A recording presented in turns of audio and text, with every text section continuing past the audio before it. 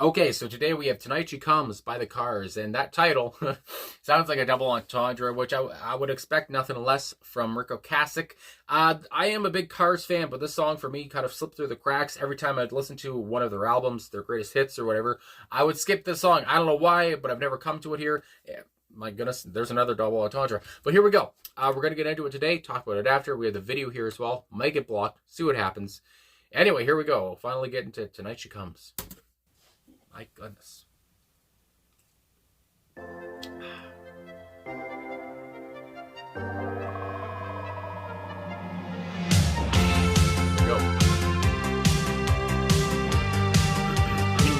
You just gotta bounce.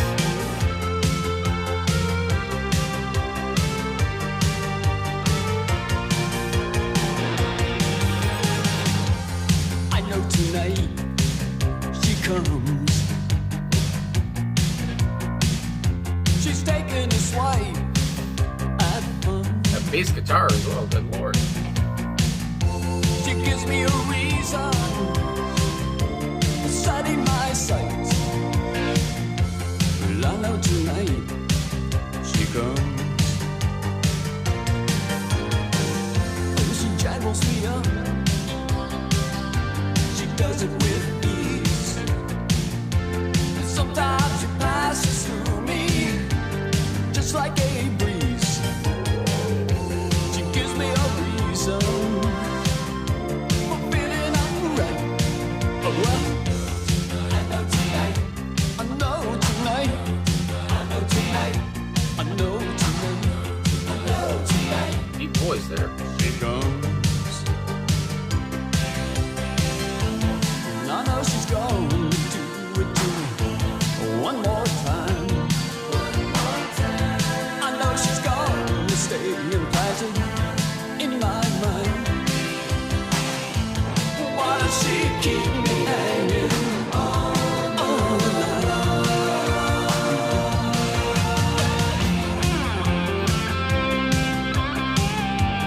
Oh boy.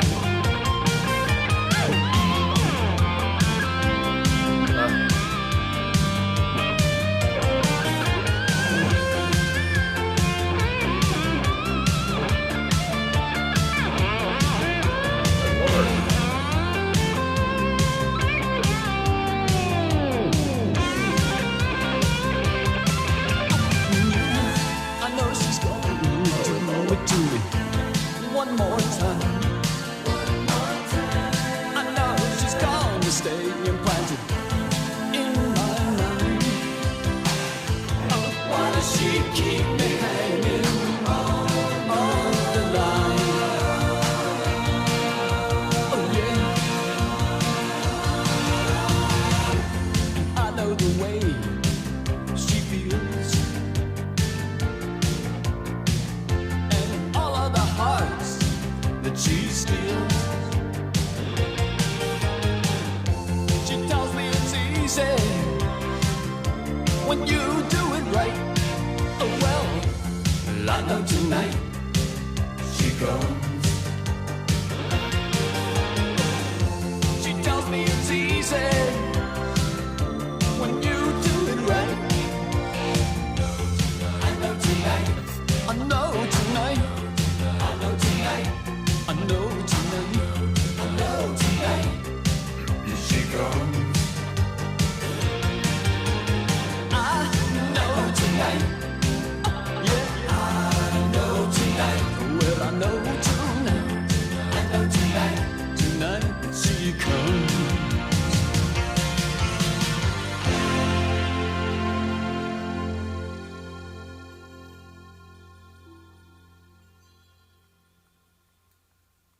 The end. Okay.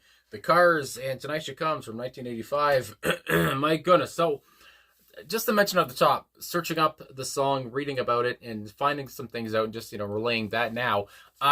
Rico Kasich, I guess he was gonna do this as one of his solo songs. He thought, it was going to be part of his solo career or whatever. And of course, so many different bands, so many different singers from different bands, they might have a solo career or go to a solo career or have a solo career on the side. Anyway, but he thought, no, let's do the song together. He brought the band together and they did it. And I mean, Ric Ocasek is one of the greatest, maybe most underrated songwriters. And the Cars, I know they're in the Rock and Roll Hall of Fame. I mean, they get their due, whatever. But I feel like they are still kind of underrated. And I was going to say Ric Ocasek's songwriting is underrated, but I mean, the whole band, I mean, Elliot Easton, I feel like is one of the most underrated guitarists of all time. And Benjamin Orr, a great bassist himself, a great singer, and just hot as hell. Goddamn, find me a hotter guy than Benjamin Orr between 1978 and 1987. When the Cars were going. Anyway, but yeah, I love this band so much. And of course, Greg Hawkes and David Robinson, great in their own parts as well. I got to mention them if I'm mentioning everybody else. But yeah, just to say Rick though, his songwriting, he can write so well about heartache. He can write so well here about maybe heartache and longing, of course, and hanging on to this woman that the song is about. And yeah, just he can write about love so well. And anyway, but yeah, just to say I love his songwriting. Anyway, and I love his double entendres too, and which is very it's always kind of found in his writing somewhere, I feel like. But Rick's voice here though, icy cool. I mean, I just love how subtle his voice is too. I mean, there's different songs that he sings on where maybe he raises his voice or whatever, but there's always there's a quirkiness to it. There's a quietness to it. There's a funniness to it. And I know, of course, there's different songs where the band maybe gets a little bit more sad or they get a little bit more serious or whatever. But yeah, this song here is just so fun. And again, I don't know what it is, just his delivery and just, tonight she comes. It's kind of deep.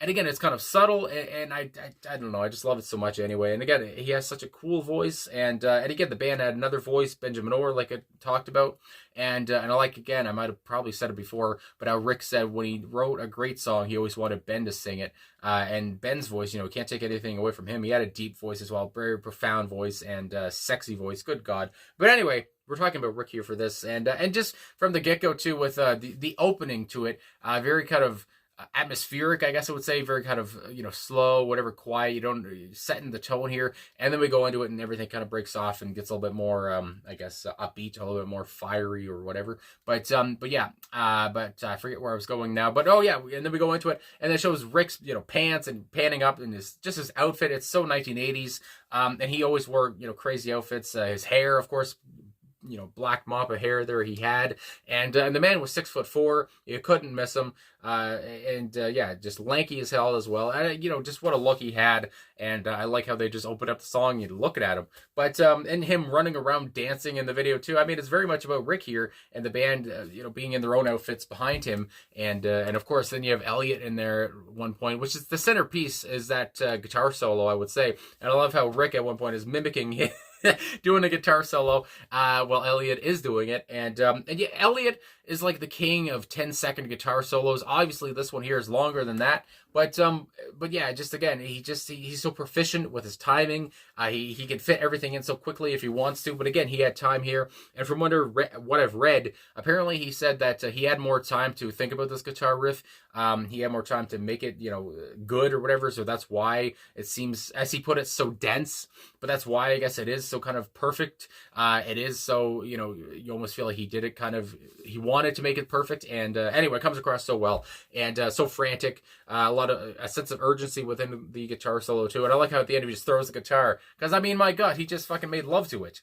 And yeah, so yeah, it was just obviously, like I was trying to say, that's just a centerpiece of the track here. And you come away just remembering that guitar solo especially. But and I gotta say, the bass guitar, like I said at one point, from Benjamin Orr, it almost sounded a bit gritty, but obviously it was very prominent, very bold, like I always like to say. And I, that was one thing that caught my ears almost off the get-go. And of course, keyboards here from Greg Hawkes at points almost reminded me of, like, just for a few seconds. It was not the same tempo or whatever all the time, but like reminded me of something you might have heard from Magic from them. I don't know, kind of reminded me of that for a second. But very upbeat keyboards too, very moody at times too, though. And yeah, Greg Hawkes is just so important on the keys for so many different Car songs. And David Robinson. One word that came to mind was just his echo, just how emphatic he was hitting the drums as well. And you get these guys, I just love them all. I gotta say, because they are one of my favorite bands. And somehow I've never listened to this song, but yeah, still.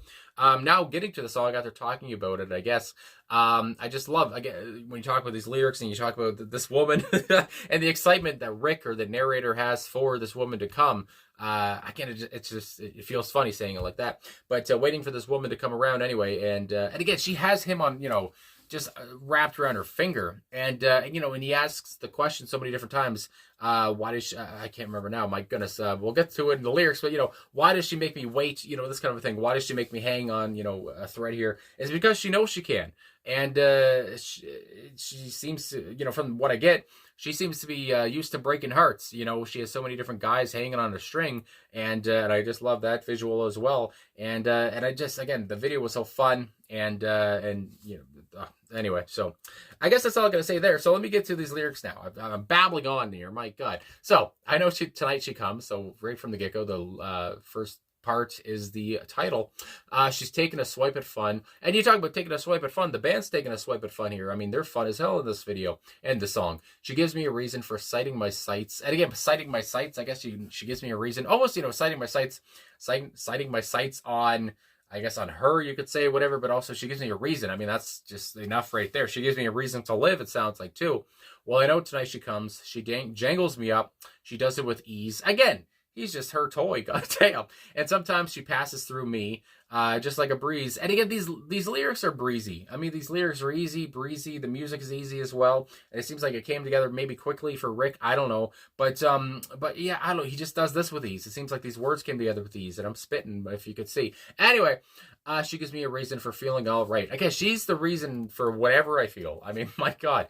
Oh, well, I know tonight she comes, and that goes on and on. And again, I like how the keyboards would get a little bit quicker and all that stuff. And then we go into when Rick would come back in, and he would say again, I know she's going to do it to me. I know she's going to do it to me. I mean, I think about, some sexual things. I mean, my goodness. One more time. I know she's going to stay implanted in my mind. That's for true. That's for true. That's for sure. Yeah, she's been implanted in his mind for, it seems like, a long time. And that's not going to change. And then here we go. Why does she keep me hanging on the line? Why does she keep me hanging on the line? And because she knows she can. That's, to say again, she knows she can because he's so infatuated with her. And again, it doesn't seem like he's the only guy that is. And again, he's all hers, and he doesn't care if she keeps him hanging. He just longs for more all the time. She keeps a distance long enough where he always wants it. She always craves more. She knows when to leave and when to come back. So he wants more and, never goes away. Anyway, oh yeah, I know she's going to do it to me. And again, the way he would say some of these lines, I know she's going to do it to me. And the way where he is kind of having that innuendo in his voice. Anyway, one more time. I know she's going to stay implanted in my mind. A lot of repetition here, but again, it works. And I just, even when I was listening to it, I never really thought about, he's kind of repeating some of the same lines here. I was just so into the vibe of the music, I guess you might say, and into the video as well, but yeah, it just works so well here. I mean, these lyrics again seem so easy, and they come across so lightly, and you just get lost in the music. Anyway, I know the way she feels and all the hearts that she steals. So there you go again, all the hearts she steals. I'm not the only one that where she's stolen a heart. She tells me it's easy when you do it right, and again, it's easy for her. My goodness. Oh well, I know tonight she comes. Again, I like how he brushes off a lot of these lyrics or what she just said there. She says it's easy, to steal a heart, I guess, when you can do it right. And he just kind of says, oh, well, maybe it's not that easy for him. But anyway, I know tonight she comes. She tells me it's easy when you do it right. And then, again, much of the same thing.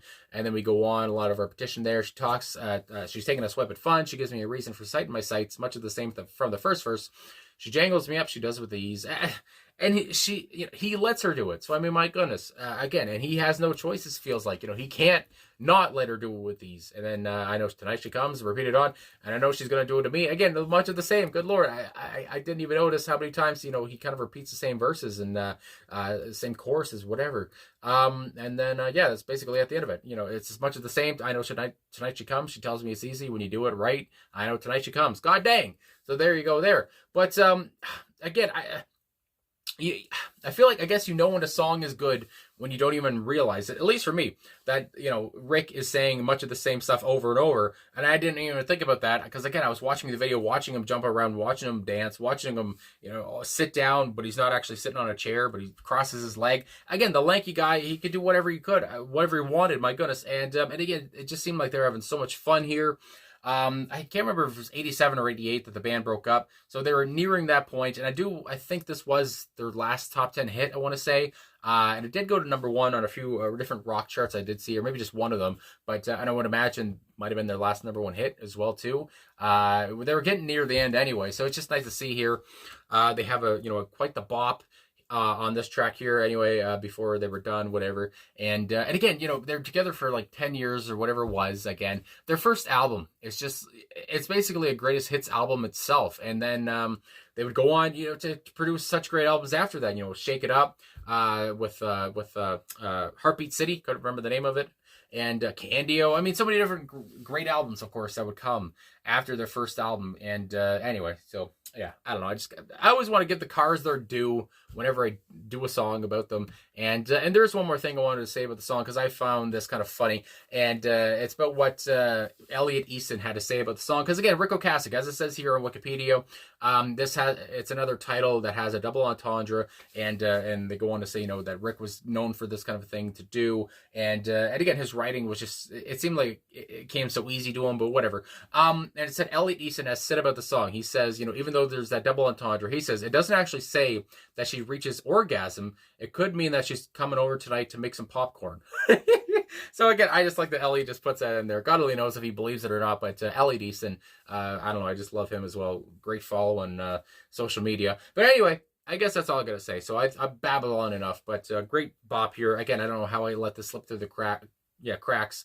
And I never heard that guitar solo. I mean, I should be, taken out and beaten with a stick or something. But yeah, I guess that's all I gotta say. So thanks for watching. Thanks for liking, subscribing, commenting, all this stuff. Really appreciate all the support. Again, I never know, because the Cars are one of my favorite bands, but I never know how people are going to react to that, or if anyone's going to care to watch. But either way, I wanted to do this, so here we are. So thanks for watching. I'll talk to you guys again soon.